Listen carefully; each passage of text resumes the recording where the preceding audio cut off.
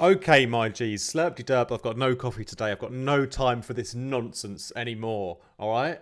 Do you know why I love my students? It's because they come to my lessons with the same problems or the same techniques, and I can't spend the whole time correcting all the things that they've learnt that someone else has told them.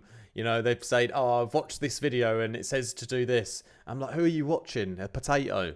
Anyway, I'm being a bit overconfident here just for a comic effect, okay? I'm going to open a little discussion topic with you guys today, and I'll give you my opinion on why you should not cut your low end in your sub bass or in your bass. There's these little low cuts that you do, you know, about 20 hertz or 30 hertz to get rid of that rumble right down in the bottom. I hate it. I hate it. And I'll tell you the reason why. It's because if you read here, actually in Genesis chapter 1, when God began creating the heavens and the earth was at first a shapeless, chaotic mass with the Spirit of God brooding over the dark vapours. Now, where in that chapter, in that first paragraph, does it say anything about low cutting the holy sine wave? It just doesn't, okay? So there you go. That's the end of the video. Thanks for watching. Make sure you like and subscribe. And for more information and rabbits and yeah.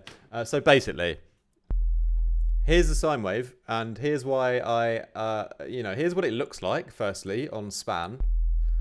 How beautiful is that shape? It's really beautiful, isn't it? Some people spend their time, you know, I'm talking to my male subscribers now, because most of you guys are men, I think. If you're not, that's fine. You know, love conquers all, in my opinion. But anyway, to all my male subscribers, you know, a lot of us, you know, might spend a lot of time fantasizing perhaps about the female species, which are very beautiful. But in my opinion, you know, the roundness of that sine wave, just to hammer this point home, is a thing of beauty as well, just as much, you know. How beautiful is that? And there's a little click at the beginning, and no one likes that. You know, we hate the little clicks, so we just take that off. Okay, but the point I'm trying to make here is, you know, look how there it's beautifully round as well. If you begin to EQ things, you're just disturbing the natural beauty, in my opinion. So even if you take a nice smooth one down here at, you know, let's say you want to do 30, yeah, okay, you've done that. In my opinion, it becomes quieter. Yeah, and I'm like, why would I bother doing that? Why? It's already a perfectly round shape. Imagine the speaker, not me, the speaker, I mean the physical speaker that emanates music. You know, the most powerful waveform to push through a speaker is a sine wave, in my opinion. Yeah, so why would you interrupt the natural shape of that sine wave? Granted, if you were to play a sine wave an octave lower here, so I'm doing it an octave lower, this E, and look, that's very, very rumbly. You can hear I can hear in my headphones, and you'd hear on the speaker, it wouldn't really be able to come through. It's just too low. You know, it's horrible in the mix. But if it's the right octave, you know, an octave up, here at a nice E, sort of around 40 hertz or whatever, you know, an octave higher than that, that's more of a low mid bass, low mid range kind of bass, harmonic, you know. But the main octave range, you know, as long as you're playing in that, you know, why not just leave the sine wave in its natural form and not bother trying to affect the shape of it by EQing it? Because every EQ cut that you do will have a knock-on effect, you know? So even if I think I can get a bit more space and a bit more rumble cleared out, you know, cleared out of what? A pure sine wave. How are you going to make a pure sine wave better than it already is? You can't. Are you using it in the right range? Then if so, that's fine. You know, the speaker will be able to reproduce that perfectly. Yeah? So there's no point in doing that. And even for me, I can hear I've lost loads of bass power just by doing that.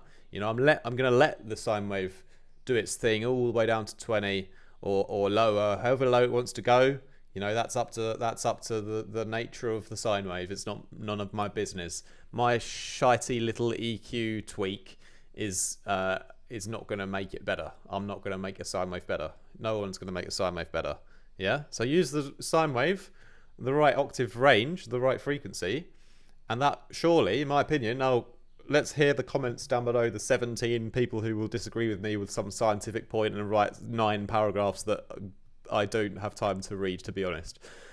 Anyway, you know, feel free to write and have a debate amongst yourselves or whatever, and it'll be interesting to hear what you guys actually think about this. But from my opinion of producing music for 10 to 12 years, I've stopped doing that many years ago because I found, you know, my mix downs just were nowhere near as good as when I stopped doing that. You know, I let the sine wave do its job, and I don't need to bother low cutting this 20 hertz and below nonsense. You know, just leave it in there like a bad man. Yeah. Perhaps someone's going to really slate me now with a scientific argument. I'm ready to not read it. It's fine. The next, no, I'm going to read it. You know, I'm interested in learning. If you've got a good point, I'm all up for learning. But it makes sense in my head that a pure powerful sine wave in the low end, like you can only like sort of weaken it if you try and EQ and change the shape of it. In my opinion, you know. So and everything else though, you know. That's the part that should be the only part in the low end, really. You know, in that 50 hertz to, you know, down to the bottom. That should be really the only sound. So you don't need to do that 20 hertz and below cut anywhere, really, because that's the only thing down there. If you've done everything else right, you know, your drums, for example. Let's get an EQ on the drums here. That'll be fun, won't it? So you can have a look at my drums. You know, here, like we've got the kick. The kick has this low end as well, but if you've got a proper nice kick, that's also a sine wave, you know. So the sine wave and the kick, the sine wave of the sub bass and the sine wave of the kick, they're still just two sine waves, you know. So we can kind of ignore that. But let's say I wanted to sort of, you know, take out some of the low end of my kick. Well, I probably wouldn't really in real life, but I would want to pretty much leave it down anyway. If it was a clean sine wave, why not, you know? But let's say I wanted to, on this drum, like, sort of make it shit.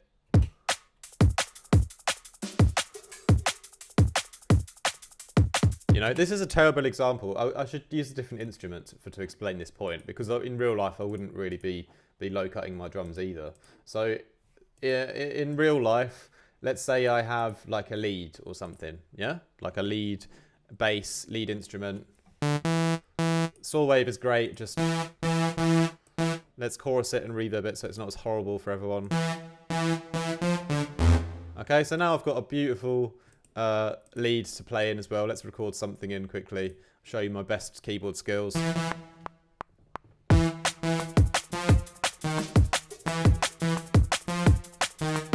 Semitones, bruv. Yeah, just semitones, because no one cares about real musical scales in drum and bass.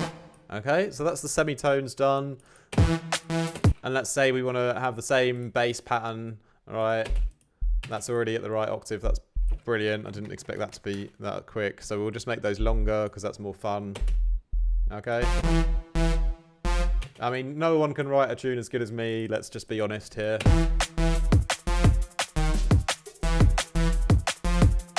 So let's say my lead then. Here, you can see there's some rumble here. Yeah, so obviously I'm going to low cut that. Sorry, my camera ran out of battery. Anyway, so let's say I've got this lead here. You know, I'm going to be low cutting loads of it out anyway, up to like, you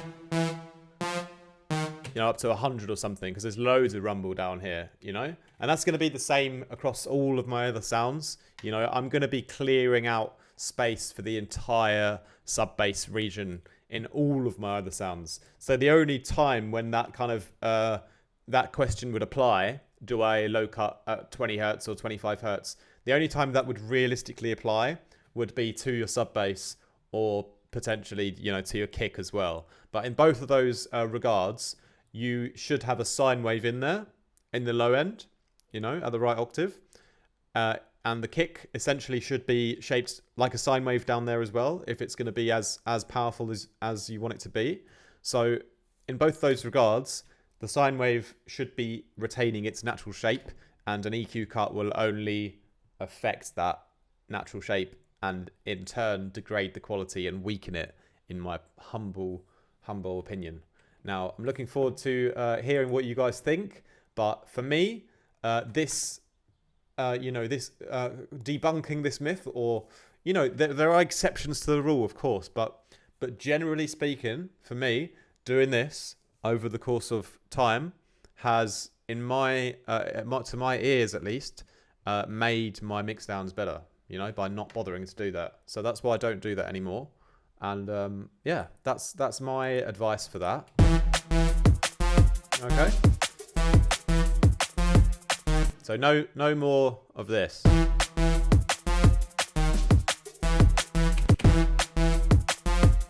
Much more powerful when you let the sine wave do its job as it's naturally supposed to do. All right.